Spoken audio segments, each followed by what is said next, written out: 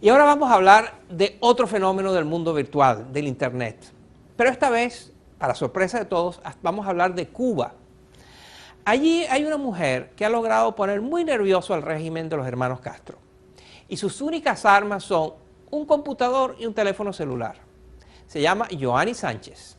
Tiene 36 años y vive en La Habana. No es una dirigente política, ni milita en ningún partido, es simplemente una cubana que cuenta en un blog su vida cotidiana.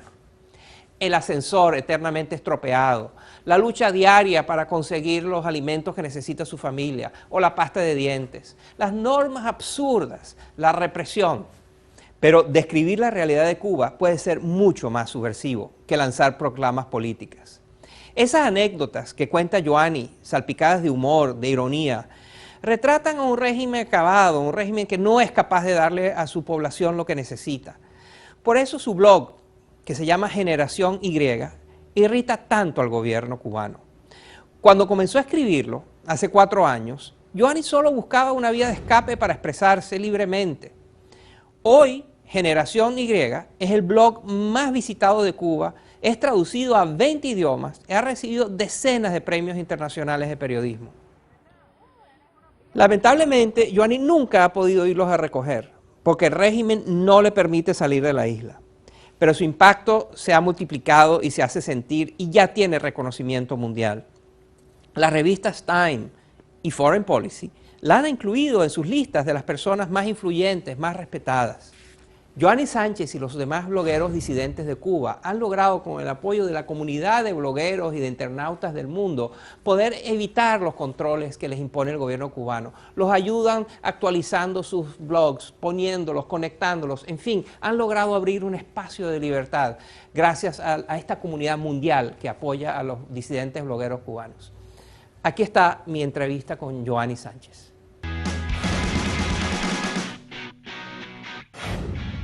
Se ha dicho que uno de los grandes éxitos de la Revolución Cubana es la calidad de su sistema de salud. ¿Cómo es la relación de un ciudadano común con ese sistema de salud? Cuando un familiar tuyo, tú necesitan ayuda, asistencia médica, ¿cómo es ese proceso? Danos un ejemplo. En relación con la salud pública cubana, es cierto que durante los años del subsidio soviético vivió lo que podemos llamar una etapa dorada, ¿no? Una etapa donde había bastantes recursos médicos, donde los hospitales pues contaban con una infraestructura muchísimo mejor. En estos momentos, cuando una persona se enferma, cuando una persona necesita tratamiento médico y concurre a un hospital, pues se puede encontrar lo que nosotros llamamos el absurdo médico cubano, que es una sofisticada máquina de tomografía axial computarizada y sin embargo no encontrar una aspirina. Los hospitales cubanos lamentablemente en estos momentos carecen de muchísimos recursos, el personal es de un altísimo nivel, pero lamentablemente está muy mal pagado. El salario de un profesional de la medicina ronda el equivalente a $20 mensuales, lo cual, bueno, pues es casi nada, desestimula y marca negativamente la labor de estos profesionales. Háblanos de la educación. Ese también es otro de los temas que la Revolución Cubana muestra como uno de sus grandes logros. Cuéntanos, ¿cómo es la educación, de nuevo, a nivel personal, tu experiencia personal sobre esto? En el caso de la educación en Cuba también ha transitado por una curva descendente. En los años 80, cuando yo estudié en la enseñanza media, pues la calidad del profesorado era mucho mayor. Ahora nadie quiere ser maestro en Cuba por los bajos salarios, por las difíciles condiciones de trabajo. La infraestructura de las escuelas también está muy colapsada y sobre todo, para mí lo peor es el grado de adoctrinamiento político. Hay un excesivo tema político ideológico, un excesivo culto a las figuras del gobierno y lamentablemente, como la enseñanza es gratuita, como también es dada por el gobierno como una especie de dádiva, de prebenda, de migaja, pues no podemos criticar o cambiar el contenido de los libros y de los contenidos de estudio, ¿no? Así que la ideologización y el adoctrinamiento son el pan nuestro de cada día en las escuelas cubanas, ¿no? ¿Y qué pasa cuando se gradúan? Cuando estos jóvenes entran al mercado laboral después de la universidad, ¿cómo es ese tránsito? Cuéntame, ¿cómo es esa entrada al mercado laboral de un joven graduado universitario? Ahí comienza la gran frustración para que todos aquellos que han tenido sueños de superación, de obtener un diploma, ¿no? Graduarse de la universidad y comprender que el salario mensual que puede recibir un recién graduado es infinitamente inferior a aquella propina, por ejemplo, que recibe el carpetas de un hotel, el custodio que cuida la puerta de un centro turístico, el taxista que lleva turistas en el auto dentro de la ciudad, ¿no? De manera que para los licenciados, para aquellas personas que han obtenido graduarse en la universidad, ese es un largo proceso de frustración, no solamente salarial, sino también el comprobar la ausencia de libertades. Por ejemplo, yo me gradué de Filología Hispánica en el año 2000 e inmediatamente comprendí que aunque me había graduado, me había licenciado en una especialidad que tenía que ver con el lenguaje, con la gramática, con la expresión, no podía unir palabras libremente. La censura fue algo que comprobé en carne propia desde el primer momento. Muy interesante. Quiero seguir con el arco de la vida de los jóvenes, estos jóvenes que se gradúan de la universidad, entran al mercado de trabajo y ya como adultos se casan, tienen hijos y aparece el tema de la vivienda. Cuéntanos, ¿cómo se consigue una vivienda en Cuba? Una pareja joven, ¿qué hace? Si alguien me preguntara cuál es el principal problema cotidiano que tienen los cubanos, señalaría sin duda la vivienda, ¿no? La falta de un techo donde las parejas más jóvenes, la gente que comienza, pueda tener un espacio propio con privacidad, con intimidad, donde hacer su propia burbuja, ¿no?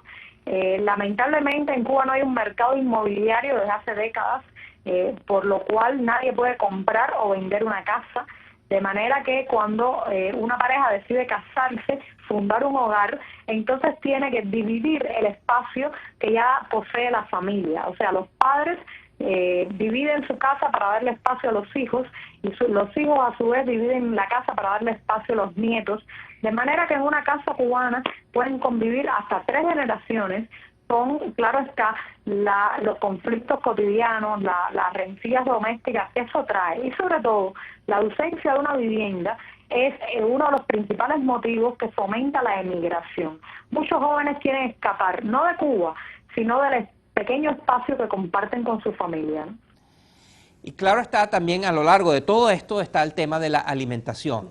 ¿Cómo se compran los alimentos? ¿Cómo se va al mercado? ¿Cómo es el proceso de conseguir la comida de todos los días?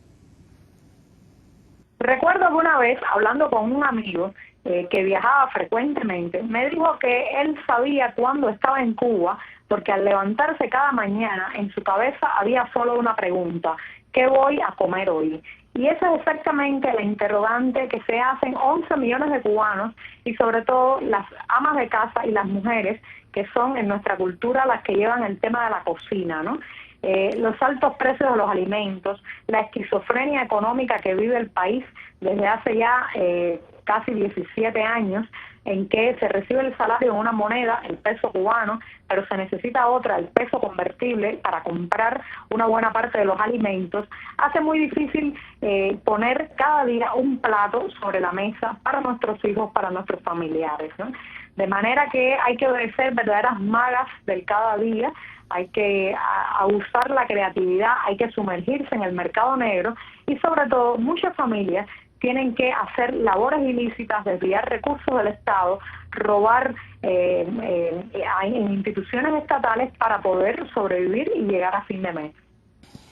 ¿Tú crees que hay algo importante que esté pasando en Cuba y que nosotros no estamos percibiéndolo? O que quizás ni siquiera los mismos cubanos estén percibiendo. Algo importante, una señal de cosas que están empezando a suceder, que están en el aire y que tú percibes, pero que los demás no estamos percibiendo, que quizás ni siquiera los cubanos están percibiendo. ¿Qué está pasando que debemos empezar a tomar en cuenta? La voz ciudadana se ha elevado poco a poco, todavía muy fragmentadamente, pero creo que al menos en los últimos 5 años he vivido en carne propia un proceso de despertar de la crítica cívica, ¿no? Siento que la gente en la calle pasa ya de criticar al funcionario, al burócrata, la calidad del pan, para ir a señalar cosas más sistémicas, más profundas, más que tienen que ver con la decisión de un modelo político u otro, ¿no? Hay un despertar sin lugar a dudas de la conciencia ciudadana. Lo que pasa que esa conciencia todavía no tiene un marco de expresión, no tiene espacios y sobre todo todavía no tiene despenalizada la discrepancia para poder afiliarse, reunirse y proyectarse mejor, ¿no? ¿Tú crees que si hubiera elecciones libres hoy o el mes que viene, Raúl Castro sería elegido presidente de Cuba? Es muy difícil para un pueblo abocenado por la propaganda oficial saber que existen otras opciones, ¿no? Si hoy mismo lanzaran elecciones, si no hubiera presión, si no hubiera amenaza, si no hubiera coacción, probablemente ganaría el abstencionismo o ganaría la apatía, ¿no? Pero si hubiera un tiempo para que las otras voces que están en la disidencia, en la oposición, que están en la crítica, pudieran decir sus programas políticos, pudieran mostrarse, yo estoy seguro que no habría posibilidades para el señor Raúl Castro. Y para finalizar, una pregunta difícil. Si pudieras, ¿tú te irías de Cuba? No, para nada. Ya he vivido fuera y he decidido quedarme aquí. Un poco parafraseando al escritor Milán Kundera, yo diría que para mí la vida no está en otra parte, sino en otra Cuba. Y estoy aquí precisamente tratando de lograr esa otra Cuba, ¿no? Joanny Sánchez, ha sido un placer tenerte con nosotros en este programa. Muchas gracias y ojalá que pronto te podamos tener personalmente aquí en este estudio o en cualquier estudio del mundo donde puedas ir con toda libertad y viajar libremente a donde tú quieras. Muchas gracias y todo lo mejor para ti. Muchas gracias a ti, Moisés, a los televidentes, y espero la próxima vez que sea no una entrevista vía telefónica, sino en vivo, que pueda viajar de fuera de mi país, conocerte y darte un abrazo.